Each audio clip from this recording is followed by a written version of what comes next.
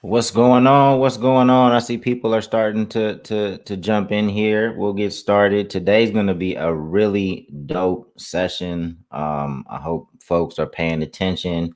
Maybe even having a pad next to you to write some of these gems down. Bufo on the beat. What up? What up? Tap in the comments. Let me know who's here. Tap in the comments. No matter where you're tuning in from, I can see the comments. Let's see. Shane is up in here as usual. Got our regulars. Hopefully everybody is doing well.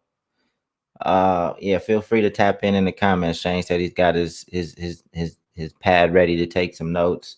I'm excited. I'm excited because I've been watching Code of the Friends movement from afar. And I got a lot of questions myself. Hopefully you guys have some questions.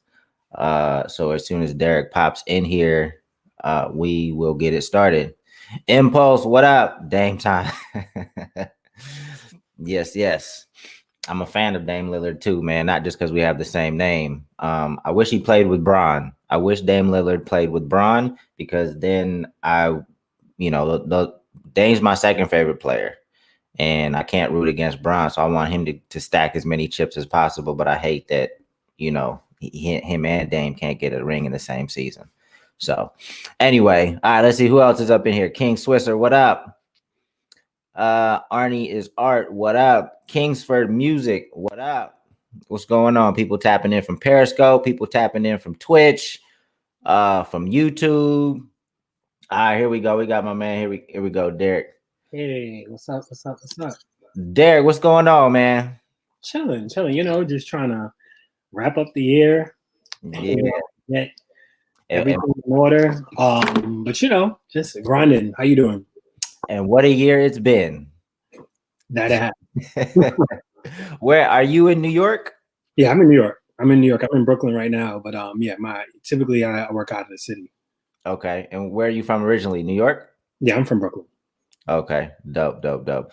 Well, cool. And I want to, so there's a decent amount of people in here now, but I want to let people know that this is the first time Deryck and I have spoke to each other. I found Deryck on Clubhouse. And that's actually one of the things I want to talk about. But before we jump into this, can you give people just a brief background on yourself, kind of what you're working on and how you got into the music industry? Cool. So my name is Deryck Vanderbilt-Nicholson. From Brooklyn. I've been doing PR probably about 10 years now. I'm the head of urban publicity at Island Records, which is part of UMG.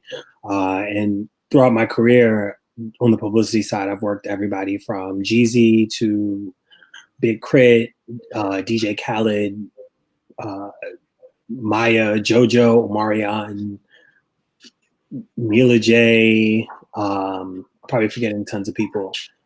Just a lot of people, a lot of artists, a lot of rap artists, big and small. And probably most recently, I managed Code of the Friend, who's an independent artist or musician out of Brooklyn. So that's what I've been doing. So typically, just a little bit of everything, a little bit of music. I used to work at a fashion PR firm, so I've worked with Virgil on Off-White. I worked alongside Yeezy the first season, a lot of luxury fashion, and then I've also done some big brand stuff. So I used to be the publicist for like Kith, Uniqlo, Polaroid, 1800 Tequila, a lot of different stuff, but all in the music and entertainment space across the various mediums. That's dope, man, and I mean that's I got a lot more questions now that I know, your background is a lot more diverse than what I thought it would be. But looking into the future, like what's the end goal? What's like the perfect job? Like, what does that look like for you? Funny thing is, I think that's something that I'm trying to figure out now. Okay. I think that the world in general has changed, with COVID, but I think it's become a little bit faster than what we all anticipated. And I think things like PR and marketing and A&Ring or just brand partnerships, like I think they all fall on one another. So I think that we're getting to a place where the people who have the multiple skill sets or are hybrids of multiple different roles and know how to kind of connect the dots in a seamless way are what, is becoming, I'm looking at these comments a while, what is becoming, would be like where the equity is. So I don't know. I think the end goal for me, I got into it because I really, really love music. I always tell people, like, I was the kind of person growing up, I thought I was going to be a lawyer. I thought I was going to be editor-in-chief of a magazine, something in a fast-paced role. But I think at the core of it, I knew it had to be music. It's just something that I've always loved. I feel like I have 2 degrees. Like I have a master's and a bachelor's, and I don't know what I got them for, because I knew it was always going to be music. And what did you get your master's and your bachelor's in? My bachelor's is in journalism and mass comm and PR, and master's is in crisis communications. Nice.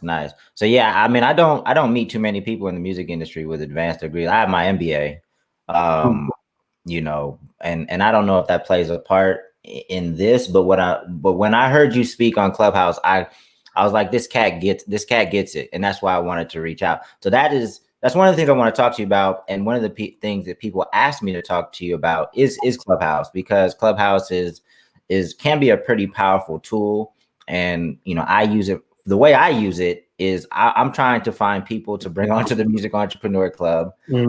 And then I'm trying to find people that are knowledgeable in the television and film space, because that's where I'm trying to inch into. You know, I'll participate in some of the music conversations, but I'm more so trying to find out, like, okay, who really gets it from an independent perspective, and who can I circle back with to have conversations like this.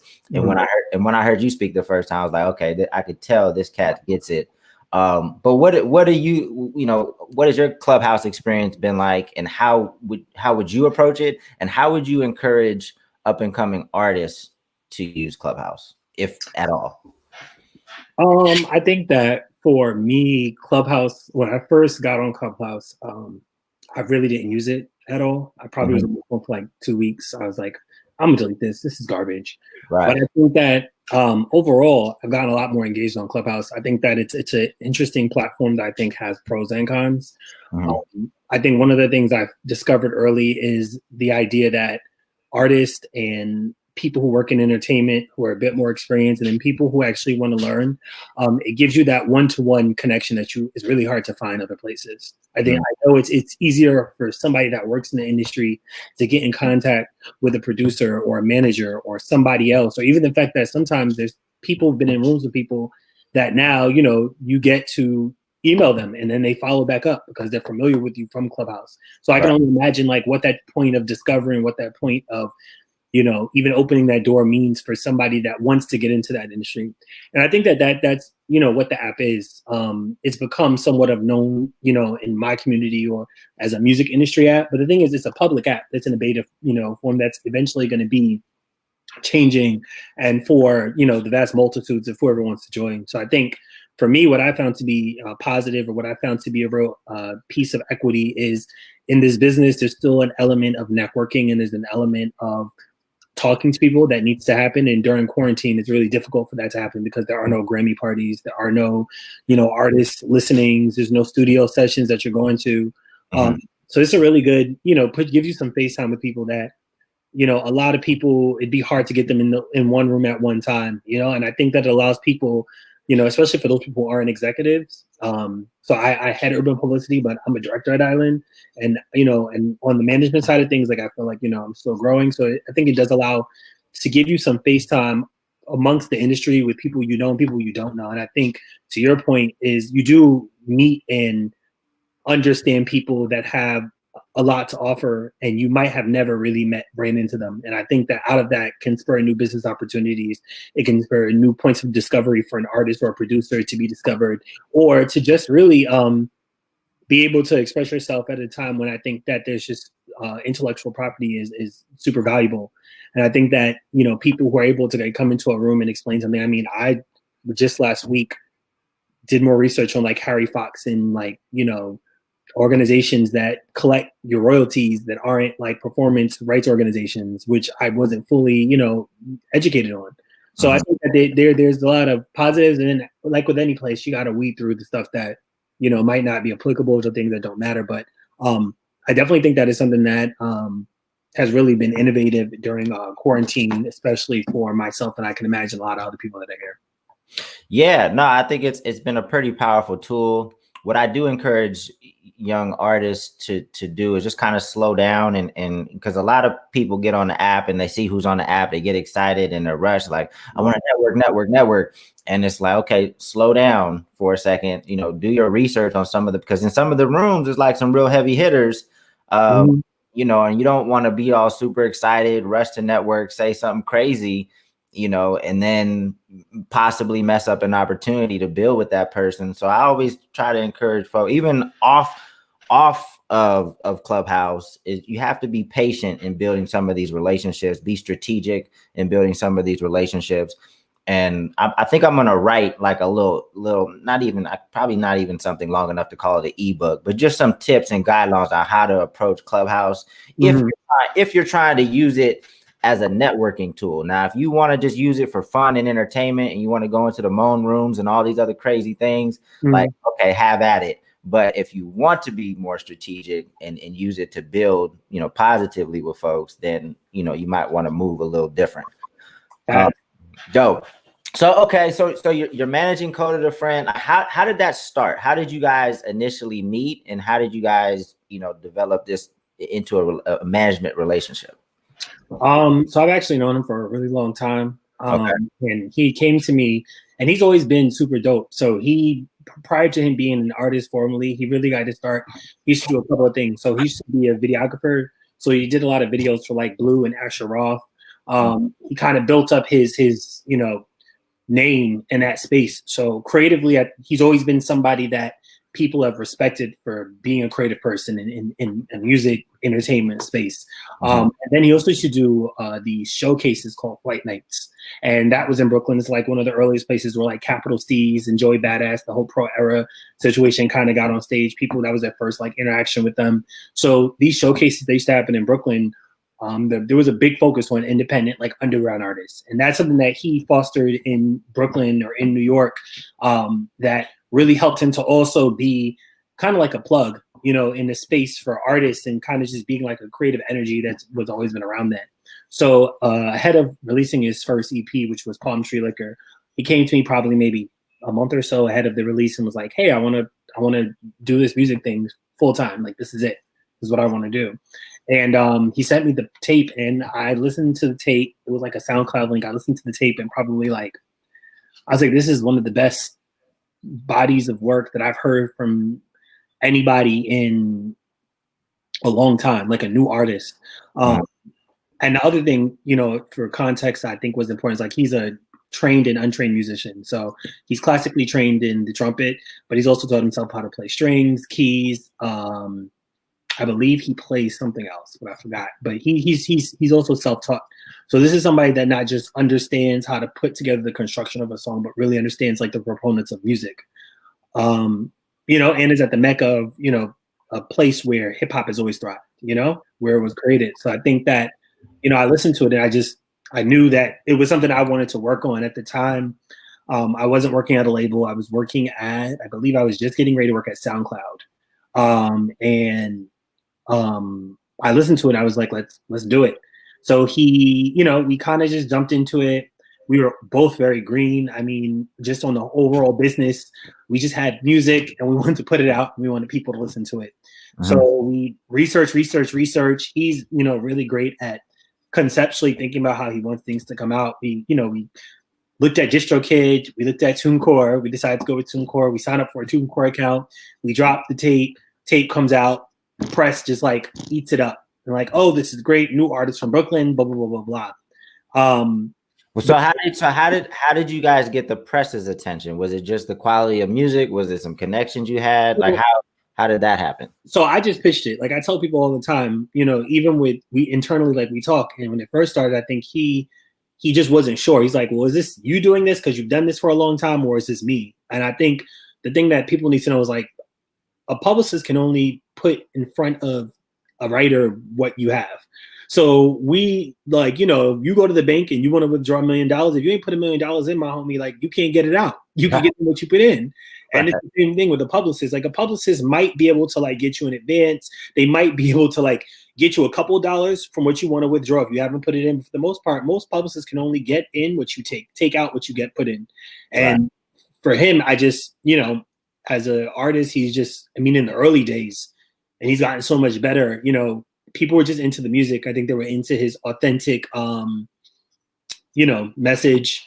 They were into how he presented things. I think his sound was fresh at the time. Like drill was kind of like early and coming up. Like we had the Joey Badasses, and we had like the Dime a Dozens, and we had those kind of artists that had that boom bap style. And I think he was one of the first artists on the scene to really merge this like vibe and this like boom bap style, so you could be super laid back and chill, but it also was like the lyricism was there. And I think that that's something that that was just what that project was. And it was real, like it was about his life. So it wasn't anything made up or anything that was a story. It was just like him kind of telling where he's at, dealing with everything from depression to growing up to like kind of that angst. And that's something that widely I think people just understood. They connected to it because it was just such a natural story. So I put it in front of press, and press, they just wrote about it. From like Billboard to Pigeons and Planes to Hip Hop DX to Hot New Hip Hop, and a lot of the underground blog circuit, which is also something a lot of new artists kind of don't think about. I think they want to jump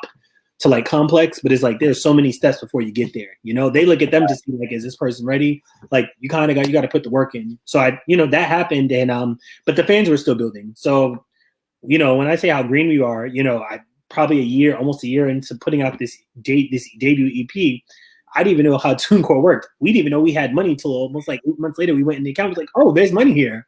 Like, oh, we made money, cool. And it was really very just like a passion project of great music and great artistry. And that was really what it was from the beginning. We try to hold on to that because then it makes everything else just great if it happens. Right. Where was his social media following when this project came out? Did he have a social media following from like the shows and the stuff that he was doing, working with other artists? Like, and if like the exact numbers, you can say, hey, he had about 5,000 followers, about that time. What did his platform look like? Oh, it was nothing. Like he had no. This is a man, like I tell, like he has a son, so he has a phone now. Like this is a man who just got a cell phone once he had a child, so he could get in contact. So this was somebody that like it was very like, and a lot of things I know in the internet age, they I think things work a little bit different. But before the internet, it was very much so like word of mouth. Right. And so he came out right before like I think the internet like really started to like hit and like integrate itself into the music industry to the point where it became like you couldn't be an artist without being on Instagram. You couldn't be an artist without being on Twitter. When he was out, Twitter was what was still kind of coming to its peak and then declining. So when he started, he had zero social media. He had no Twitter. He had no Instagram. He didn't even have an Instagram when he first started. He had a Twitter. And then he got an Instagram, no Facebook. There was nothing. So what year was it? What year are we talking about? Let's give some people. I can tell you that was 2000, and I think Palm Tree Liquor was 2017. Oh, because people are probably listening to you, probably like, damn, this fool must be old. This must be hella long ago. Like this is not hella long ago. This is a few years ago. He's been an artist for about 4 going on 5 years. Yeah. So Palm Tree Liquor came out actually in 2016. So this is 2016 when all of this started. Okay. So did any of the connections that he made, like working with other artists prior to putting out his own music, did any of those come into play or add value at this stage? Did they reshare his stuff? Did they do anything? Or did he call on them to do anything? Or did they just naturally help? Was that a factor at all? No. The funny thing is now having like he put out his sophomore album back in May, and it was the first time in 4.5 years that he's ever really collaborated with artists that big. Like Joey was on the project, but Joey is somebody he's known from seeing him on her train when he was young. And it just came to fruition in a sophomore album after doing this and building up all this equity for 4.5 years. So a lot of his story, like starting from when we began to when we got to the sophomore album, it's been him. And what his ethos has really a lot of been is being independent.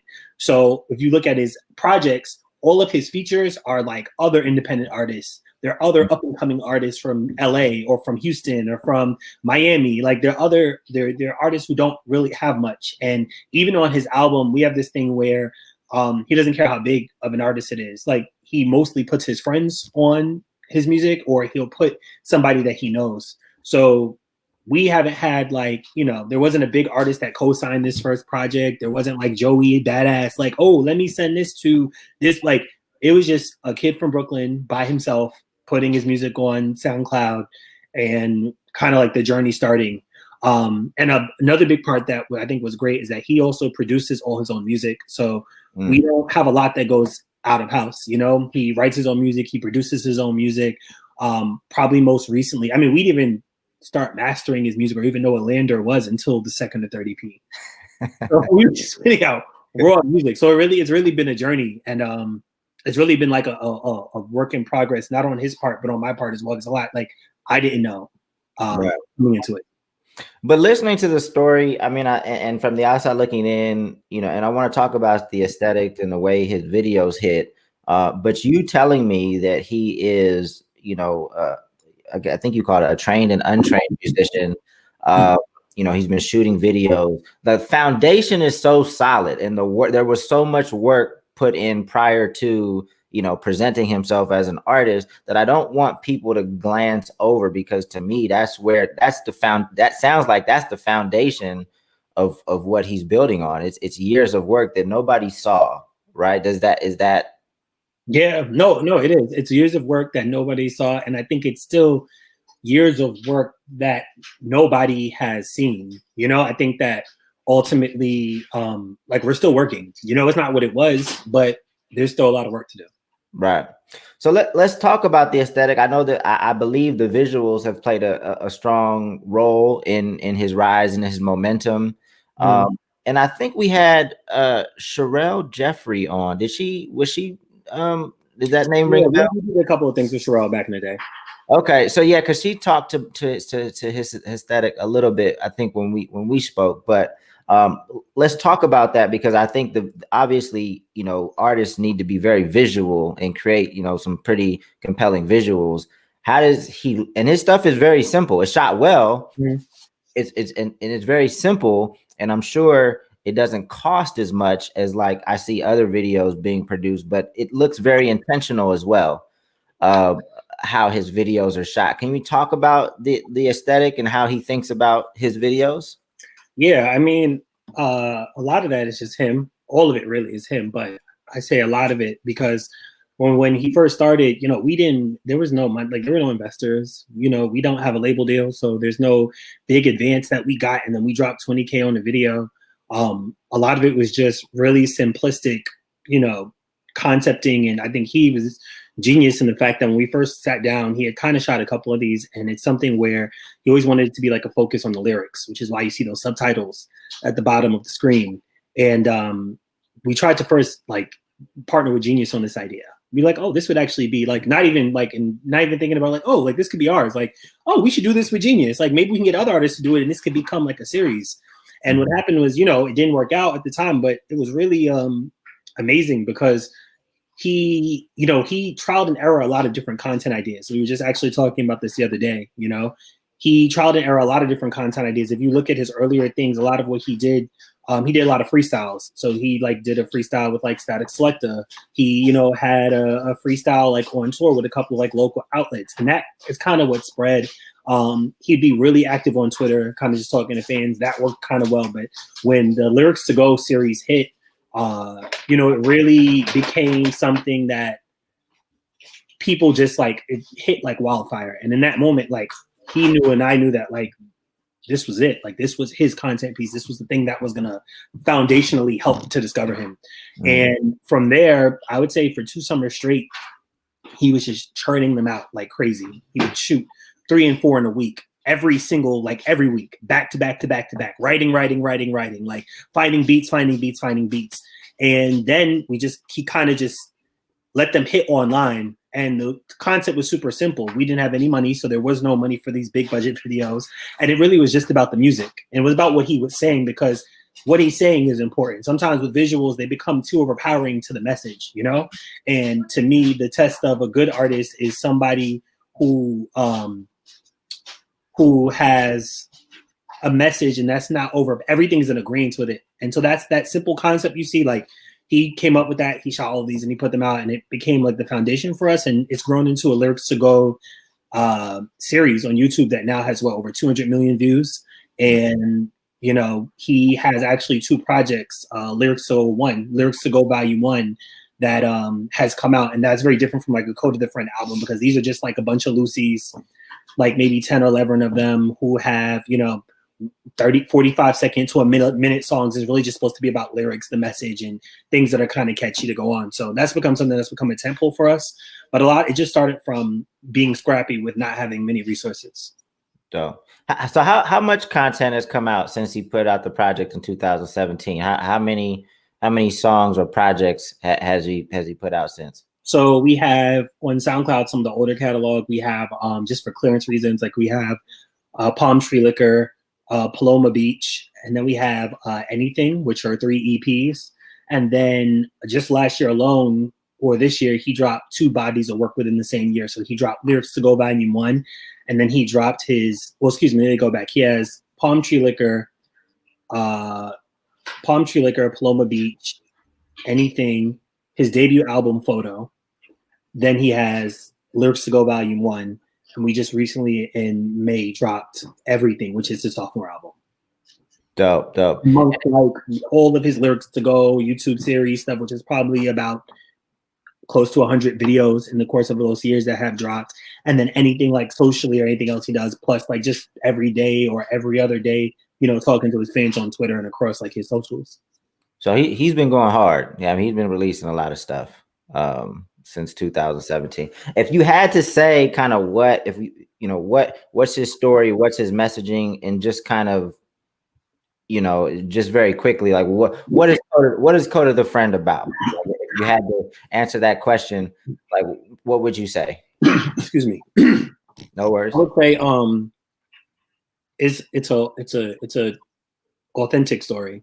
It's about a kid who is from Brooklyn who's figuring his life out, dealing with depression, dealing with highs, dealing with lows, and building. You know, he says he has a lyric on his album that goes, I started selling my tears, you know, and it's true. Like he's just figured out how to, if you're a Code of the Friend fan, if you haven't checked out his music or you check it out, every time you listen, it just feels like you're talking to a friend and it feels like you're catching up with a friend after a long time.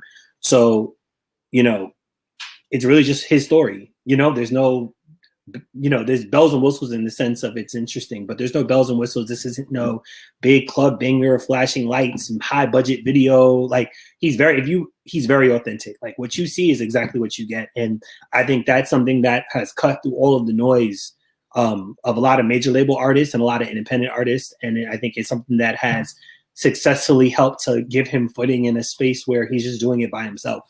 And, you know, and there are things that we get passed up on and there's things where we stand apart from everybody else. But I think it's always about the music and it's always about the fans first. And that's, you know, how we keep doing what we're doing.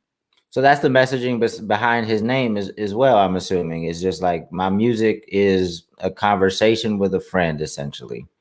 Well, Coda, he explains this all the time. So he actually got his name from the Disney movie Brother Bear, right?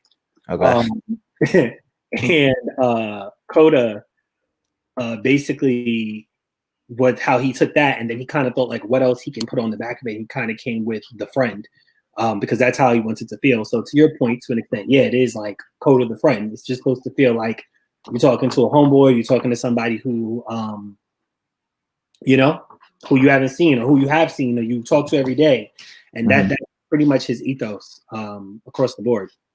That's super dope. So when you guys started getting like, you know, highlighted by Spotify and getting some bigger looks, how was that happening? Was that just, again, very organic, people rocking with the music? Was that something that you were helping to connect? Like how did those bigger looks start happening?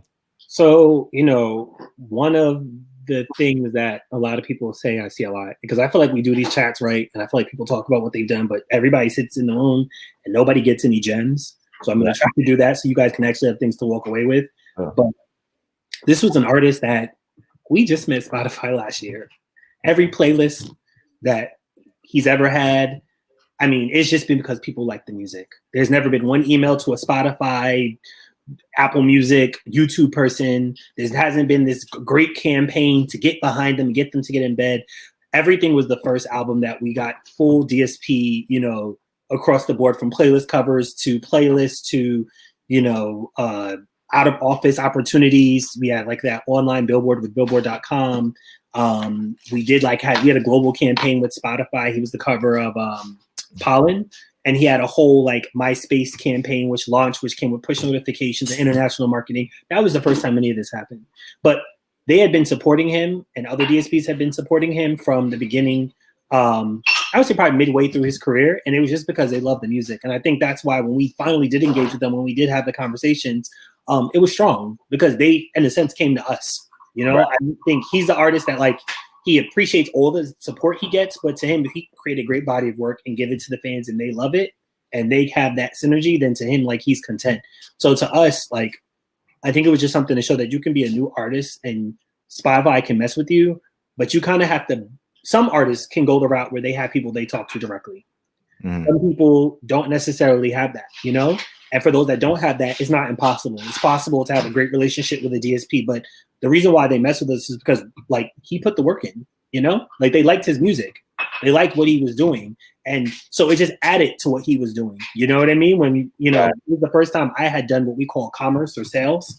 And when I spoke to, you know, John Stein, who runs all the independent artists on Spotify. So if you're an independent artist and you work with Spotify, each label, so there's 3 major labels, Sony, Warner, and UMG, and all 3 have their own representatives that handle each of their artists and figuring out how the DSP or the streaming service can support those artists on week of release amongst all the releases. So every Friday, DSPs get about 30,000 songs that turn on Friday night at midnight.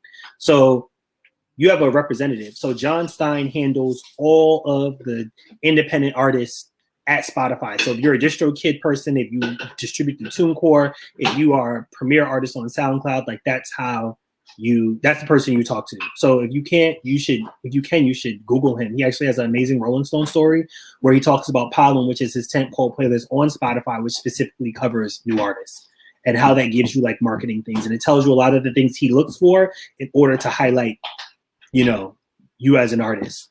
And like if you email somebody at Spotify, they might not answer. You can be persistent, and you know, obviously you want to do your job, but it's just their names at Spotify.com. So you should be able to contact anybody at Spotify. But when I worked with them, what, you know, I kind of had to do, it was the first time I learned how to do it. So I kind of just researched contacts, tried a bunch of different emails, saw what emails came through and which ones, you know, bounced back. And then I kind of talked to my friends, people who work in the industry, and not just, you know, people who are big, not EVPs, not GMs of companies. I talk to my friends who are managers who have other artists that are trying to come up because they may have contacts. And, you know, what I did was I was able to create a database of contacts that I was able to put together a marketing timeline. So when you go to any DSP or anything close to an album release or EP release, you have to provide to them a marketing timeline, which talks about John Stein, Martin. You have to talk about the, you know, what you're doing. So from the date that you approach them to the date your project comes out to after, they want to know in a line, what's the content plan? Are you releasing videos on YouTube? What are the social posts look like? Are you have any partnerships that you're working on? Do you have the album is coming out or the EP is coming out? Is press supporting? How are they supporting? What are the things that you are getting, you know, to support that? You need to be able to lay that out with them with the music. You should have an assets folder, and the assets folder has your music, it has your clean versions and your dirty versions. It has your lyrics. It has a track by track, what all the songs mean. It has your approved press photos, high res that are retouched. It has all those things. And then you hand that to them, and then you can follow up with them. And what happens is they're able to come to that folder and they're able to pull and figure out if they can give you editorial support, if that's a playlist cover, if they want you to curate a playlist, if you're going to get a billboard, which is an out-of-home opportunity, and typically is something they give to artists once they've kind of gotten in bed with them. And that's how you do it. But I figured this out. And this is something I had to just figure out over the course of, maybe a month and a half. And we kind of just did it. I had zero experience talking to Apple, talking to I had a couple relationships. I'm really good friends with Nadeska. I know Carly Hustle, who used to be the PD at Hot 97, who books all the stuff for Ebro now. But a lot of this stuff was really research, which is super important. If you're a manager and artist, is do your research, because you'd be amazed at how intelligence can open doors for you. And we talked about going to school. I have a degree. Some people don't have a degree in what they do, but being educated teaches you discipline, and it also teaches you, because most classes you have to come into a class doing your work, doing your research, so that you can contextually make things better, and that translates over into your actual real life. And so being able to do have that and do the research was really helpful in me just kind of establishing those connections. And Coda made it easy because how our dynamic is everything you see is from him, and then I'll come in and help to structure or scale or add a couple things here and there, or even on projects he turns me in a finished product, and then I will go in with him and we'll talk about features, we'll talk about any edits or any changes. So if you're an artist and you have your plan together, it makes your manager's job or whoever is helping you's job or your job easier when you have all those things in place. And these are things that don't, your bio, your updated bio, does it look good? If you've done things, if you're a songwriter, if you've written on other stuff, where's your one sheet? Where are your press quotes? Where press has talked about how good you are, even if it's one or two quotes. What are your analytics? What's your Twitter, Instagram look like? What's your, if you're on Instagram and you have your analytics in the back, what tells you how people engage, what are your time zones? When are people the most reactive? All these things are things that you put together before you approach anybody in music. And that's kind of what we did in order to make this album a success, or just push the limit from what his previous releases had been. I mean, you just dropped a ton of gems. I mean, there's so much stuff I want to speak to, but one of the things goes back to what I mentioned about, Clubhouse. Just because you've got somebody's contact information does not mean you're ready to reach out to them, right? Doing your research and putting this package together, being ready for the opportunity, because I think, again, a lot of people are just finding emails or finding DMs and they're just saying, hey, check out my stuff. But you're not ready for that person just yet. And I think you're going to be an amazing manager, or you are an amazing manager, because you figure shit out, right? Like if you don't know something, I think one of the things that made me reach out to you when you were talking, if I remember correctly, is you admit when you don't know something, but you figure the shit out. And I think that is what managers have to do. Like we figure stuff out, we're proactive, and we get the job done. A lot of artists, they bring on their homies as managers, and that's fine, as long as whoever's in that role is committed to being the best person for that role, right? Like they may not be the best person now, but they're dedicated, they're passionate, and they will be the best person for that role, because they're going to ask the questions, they're going to connect the dots, they're going to, meet the right people. And it seems like you're doing exactly that as a manager. Do you enjoy this role? Is this a role that you enjoy as a manager, something you see yourself being for a while? I kind of, and to be clear, when I started with him, I was doing management things, but I'm also a person who feels like a manager. I think the word is used very freely. Mm-hmm. And I think that to me, in my opinion, I don't think I earned that title as it comes to even working with him, or him allowing me to even call myself a manager until this album. Because I think it was the first time that I was able to show outside of publicity that I was able to provide and bring something to the table for him as an artist and help to scale his business and foresee his vision and grow his vision through a medium of support tactics, marketing, etc. And so for me, I'd even considered myself that until May of this year, because in all the work we had done in the past, I hadn't really shown that 100%. And it just is getting to here now, after working for so many years, that I feel comfortable saying, I kind of know what I'm doing. And he's been gracious to allow me, to have that discovery process with him or alongside him. And so for me, I wanted to do this. And originally I was just doing PR for him and, just we have a great relationship. So it's just like, how can I help grow this? I want to work with you. Like, how can we do this? It's because I've done PR for so long. One of the things I realized is that the artist name is Coda the Friend, Kota the Friend. And so one of the things I was able to do is, working in PR is like you contribute to so many things. You are putting together the marketing timeline. You're telling when the video should come out. You're getting the treatment from the video, and then the video is you're also like saying what director should shoot it, or you're figuring out where the photographer is. You know what I mean? You're doing all these things outside of PR that aren't just getting press hits. And a lot of times with publicists, it's like they built this community of people, and when it comes to the business decisions, you become just a publicist. And we've seen that from, just in the history of publicists in general, like that. Even Yvette Knowles Shore, she used to be the head of media at Columbia, and now she's Beyonce's personal publicist. And it's like, you refer to her as a publicist, but can you imagine all the stuff she's doing for Beyonce that has nothing to do with publicity? And so sometimes I feel like it's a way of kind of putting people in a box and utilizing their resources or intellectual property without attributing them to the title and the pay and the role that they should have. And the only two publicists, like in an industry perspective, to probably translate to business jobs would be Felicia Fant, who's the co-president of Black Music at Columbia, and Tiara Hargrave, who used to be the publicist for Lil Nas X. That's now the GM she's a super young GM of Alamo Records. And so for me, I think I realize that I want to be able to, I enjoy telling the story of artists. I enjoy writing narrative and strategy. I enjoy being challenged. And as a creative person, most creative people create in multiple facets. So just because you're an artist, you should also have another creative facet that you are expressing yourself, And I think that as a creative that works with creatives, you may not make music, but I just think I just had a calling to put together and help to scale and help to make sense of things and to try to add and blow that up. And if that looks like management, cool. But I think I'm mostly here for the development of an artist, and I think I'm mostly here to just do dope stuff. And anybody in any facet, whether that's a brand or an artist or, a song, if it's A&R-ing, like if I'm able to do that, I'm content. So that's kind of how I believe I found myself in this area. Nice. What have you felt has been, a couple of your biggest challenges moving into this role, or maybe just some frustration points? I think there's always tons of those. I think the biggest thing is always like, I'm doing it now. You're figuring out like what's next. So you have this sophomore album. You have this artist that came from being a nobody artist with zero social media and zero fans and zero people writing about him to 4.5 short years later.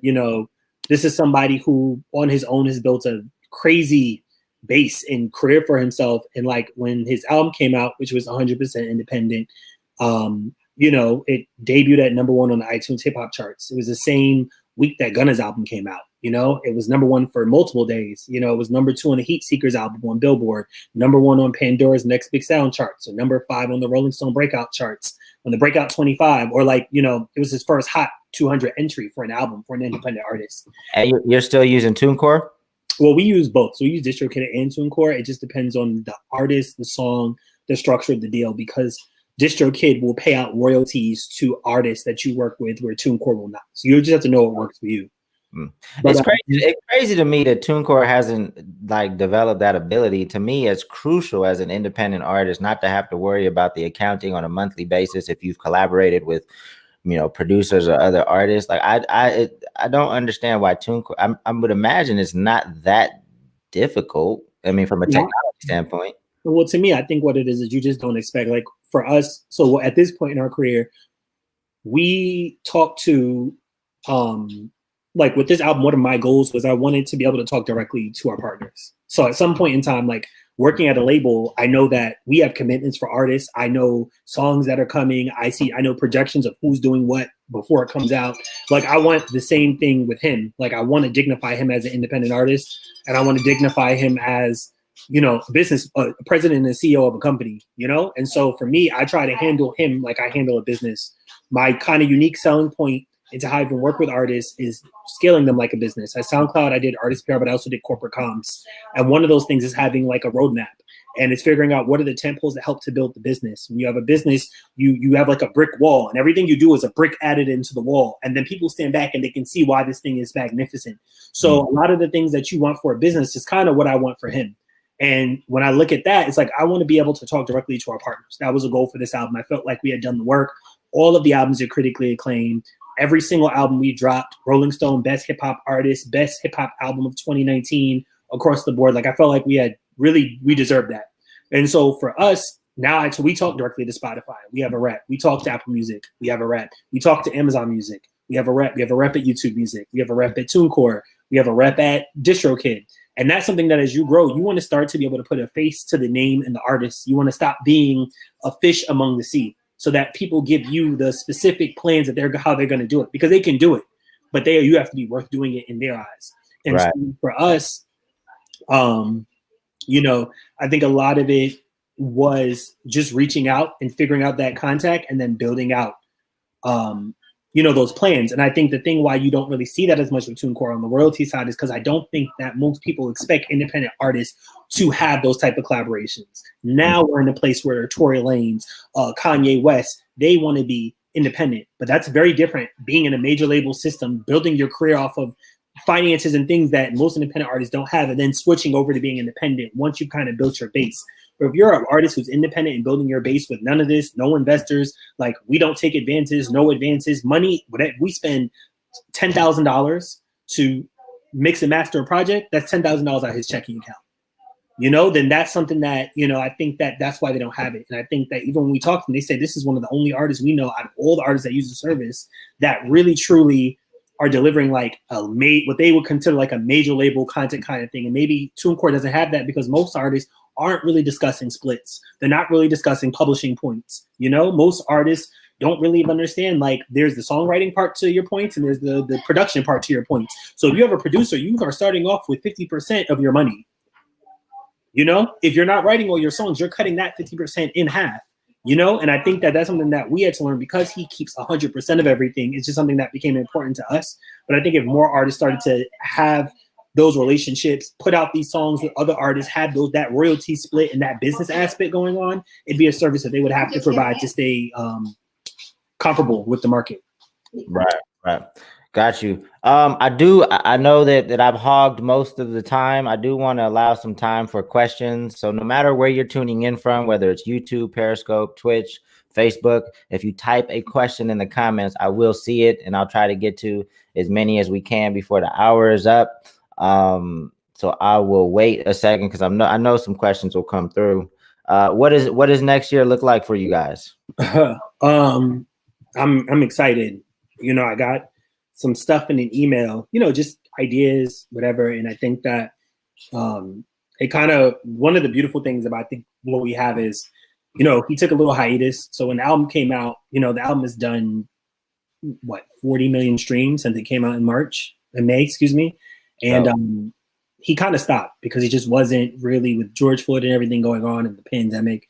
He has a son and a family, and then good stuff also, like he bought his second piece of property. So now he bought a condo in Brooklyn. He just finished renovating like one of his, his property he has in Pennsylvania. For him, I think he just needed a reset and a break. He wasn't really inspired to do certain things. And so I think an important part to just the whole artist management thing is also knowing when to take a break and that people need to live in order to be inspired to make music. And, so I think after I got a couple of things from him over the last couple of weeks, I'm excited. It's going to be new music. There's going to be, some vinyl stuff coming where merch will come. I think we're going to just start re-engaging this whole machine. And I think really a lot of the big focus for me is just how do I scale him? How do I make him comparable? I think that we haven't had an independent artist in a commercial sense since Chance the Rapper. Right. And I think that at the current moment, while I still consider one of his feet in the underground space or one of the kings of the underground space, I don't think that there's an independent artist that is actively funding their own, business and running a business and putting out exceptional music and getting critical acclaim and touring. When we were on tour, his last tour he did, like London sold out in 30 minutes. You're talking about a 700 capacity room. So we had to add another night to it. Yeah. I mean, there's definitely some other independent artists that are doing their thing. You know, I not to compare anything, but there's definitely artists like a Snow the Product, Mm-hmm. or even like a Chris Webby does crazy numbers, and you wouldn't even know. But yeah, man, it definitely not. It's not a lot. It's not a lot of people that are 100% independent that have gotten to this level. We just want to make a lane. I think the goal for us is to make a lane for him and for those other independent artists. I think we're in this time in a space where people want to be independent, but I think that people aren't as transparent about what that means. And I think that we're in a space where we just want to uphold, like, I hate to use the term truly independent, but we want to uphold the space for artists who have kind of been grinding for a long time, that it will easily be shuffled around as a lot of major label artists get out of their deals after 10 years and now decide to become independent. And that becomes what independence looks like. Right. So, you know, we want to make sure we're staying authentic and true to ourselves, but also doing what we can do for other independent artists. Right. So I think when I started my label, I think one of the areas where me and Hobson butted heads eventually is like, I love Hobson, by the way. We and we got a podcast coming out soon. We've reconnected and did like a 4-hour podcast, so that's on the way. But he, you know, when I jumped into this, I thought we were both signing up to be as big as possible. Like, you know, I'm in for, you know, if there were 10 things that need to be done, I'm doing 20, right? Mm-hmm. Well, I think at some point down the road, like, it changed for him, and that didn't change for me. So there was like a mismatch in terms of what we wanted out of the music, out of the label. And I think, you know, you having those conversations and keeping that line of communication open, and it's a little different too, because we were a label and management, whereas you're filling in as a management role. But that communication is so important, because you might be working to take your artists here, but like, your artists don't want to be here. They want to be here, or they want to be here. And that communication always needs to be intact and constantly updated, just in case there's a change in your destination point, so that you guys could be on the same page. So I think it's very healthy that you guys have that dialogue and continue to have it, just in case, you know, maybe he has a second kid and plans change. Like, okay, we were going here, but then we had the second kid, and it totally changed my outlook on life and where I want to be. So it sounds like you guys have great communication. So I just encourage you to keep that up. Yeah, that's something we had to work on. You know, I feel like it isn't always super clear, because when you're working towards something, and when you're dealing with an actual person, not a product, their minds change, you know. And there's things like, I know from, like, he's a dad, so we have this thing where when he's working, and when he's not, he's not. It could be the biggest opportunity. We were supposed to go on a huge tour, and he just got off tour and he wanted to spend time with his son. We didn't do it. And there was a lot of money. And I think that it's things like that have kind of, in my opinion, set him apart. But there are times when I have a vision for something and he doesn't share the same vision, and we have to discuss, and I may not like it, but I think whether I like it or not, I am enamored so much by his vision that I think I always find a way to respect it. And I think I'm always wanting to support it, because ultimately a win for the team is a win for the team, regardless whose vision it is.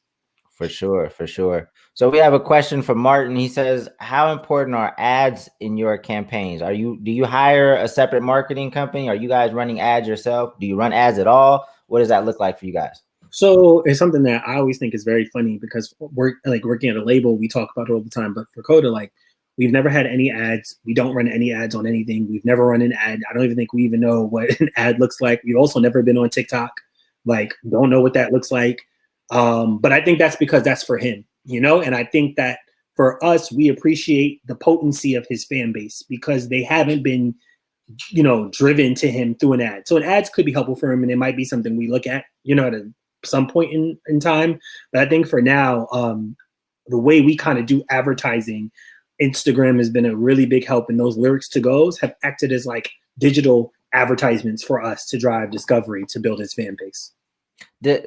So that's interesting to me. I would probably, I would probably push back a little bit, because I think ads are powerful, and you can do it in a way that hopefully doesn't counteract like your brand message. Is that what it is? Is that feels like it? You know what it is? This is what it is. I think that, and this goes to another point, is that I think you have to grow at the pace that your artist is comfortable. And I think for us, he's the kind of person where he physically likes to touch every single thing that he does. And at some point, that will no longer be possible if we get bigger. It just has to be, because you get bigger. And I think for now, we're very content with driving the pace of discovery at the pace we're going, because once you start introducing advertising into it, there's an element that you can't control. And I think that for now, we just, he wants to keep it very tight. And I think I'm just in support of that. But I think ads are useful, and I do think they are helpful to drive discovery. And I think for us, it isn't right now a fit, but I feel like moving forward with new music, it is something that we could actually dive into. I think I personally would just want to do a little bit more research on targeting, demographic, like location, and figure out how to do it in a way that works for our ethos, that helps to like really amplify our platform. Right. No, I mean, I think you make some good points, man. What's dope about ads these days is like you can, you can start very small, right? Very, very small, kind of learn how things are reacting, and then just kind of scale up from there. But I think what you said makes a lot of sense. Let's see. Somebody asked, when you started, did you lease beats, or did you have I think you mentioned Coda was producing his own beats, but eventually he was looking for outside production, right? And did you lease them or buy? How do you work with producers? So he owns all his own masters. If you go into his early stuff on SoundCloud, those were YouTube beats, which is why they're not on Spotify or Apple Music, because we don't want to get sued. And if you look anything from photo and after is 100%. He's created it. So he used to just do YouTube beats. He would like kind of just like pick them up, rap on them, throw them out. And, now, that stuff is on an older catalog, but now he makes all his own beats. So we don't really typically take outside production unless it's like a really close friend of his. That's super rare. But a lot of that, like back in the background stuff about ownership and masters, like, because he's doing it, it's pretty simple. It's just his. Right. No, I mean, it helps a lot if you can do and keeps a lot of money in your pocket if you can, do the production and the writing. So Splice, don't sleep on Splice. Splice will royalty-free beats will help you. Right. There you go. All right, we'll do one more. Let's see. What do you feel was the most important piece to the strategy for the everything rollout and the album's overall success? I would say good music. I would say amazing music and amazing artists. Lupita Nyong'o and Lakeith Stanfield got on the album. Those were asked that was like, would you do it? And they just said yes. A testament to great music, a testament to an artist that's just been authentic to himself and has an amazing idea of who he wants to be and how he wants to get there. And everybody around him, it's a team. It's like a family. It just helps to build that dream. And I think that is the most important piece to the strategy, because everything else is just tactical work that we're doing. We're just putting it in front of people. People are listening to it. They're placing it places. But if that is not together, then there is no strategy. And I think some people still find that hard to believe. I know artists, and I tweeted about this the other day, like artists that they think they're shadow banned, or think that, somebody's holding it's the man is holding the back or whatever. It's like the content is just not interesting enough yet, right? Like it's the cold hard truth. There's only two things in time. Let me tell you something. The first complex.com piece we ever got was this album. In 4.5 years, the writer that I talked to that knows him, I have been emailing for years with either no responses or responses that said, we'll pass. And sometimes you have to understand that it takes time for people equity. And during the internet age, when anybody could be popping for 5 seconds, people are a little bit more hesitant to just jump in bed with people, because the space online is just really limited, or just with partners or like SoundCloud or whatever, and it takes time. This is not a game that you can get into and think you're going to, like, people who just want to make hit records, trash, because I see artists all the time make hit records and ask me if they're hits. Nope, because nobody's interested. So it takes time, and it really is the music. And you know what? You have to be an artist that is doing this because you want to do this. Like, I hate to say it, but like, as much as he loves the support, like, he is not a person who is like crying over press. Like, he'll do things, he likes to be supported, but to him, it's the music and it's the fans. And that is why it works because he's not overly stressing it. And a lot of young artists overly stress the idea of being discovered, but don't overly stress the idea of figuring out how to do the work. You know, and you have to make what you do matter to you. Because when we started, people used to say he was boring. People used to say he sounded like Kendrick Lamar. People used to say, I don't know if this kid is going to make it. And 4.5 years later, I have somebody who had a #1 album on the iTunes charts in the same week as Gunna, who signed to a label. That's because when you have to, you know, we stay true to what, you know, he believed it to be and what he knows that it is. And trust me, in all these millions of people on the earth, there's an audience for you. And that has nothing to do with a person at a label, nothing to do with a person at Spotify. Fans are what a lot of it brought us to where we're at. 3 million at the peak, 3 million monthly listeners on Spotify. That wasn't anybody's writer or major label executive. Those were people. And fans will always drive your dollars, touring, streaming, and they will drive people to support you because numbers don't lie. And I'm going to leave it at that because that is a great note to close on. That gem right there is a great note to close on. Deryck, thank you very much, man. I appreciate it. If there's anything that I or we could ever do for you, you know, please feel free to reach out. And yeah, man, we'll be in touch. Maybe you can come back at some point next year and kind of give us the update on things that are going on, both with yourself and with Coda. Oh, dope. I would love that. And also, like, I'm always here for like this. I love this because I think it's important, especially working with the independent artists, to support the system, not this like elitist, like I want to make it and I don't really care if anybody else makes it kind of vibe. So hit me on the gram if you have any questions or like, you know, we'll chop it up, but definitely would 100% come back. But thank you for having me. And thank you for, you know, giving us a platform to just, you know, spread our message. Yes, sir. Got to support the folks that are doing it independently. Everybody watching, if you didn't notice, his IG is right in the screen. It's @D.V.N_.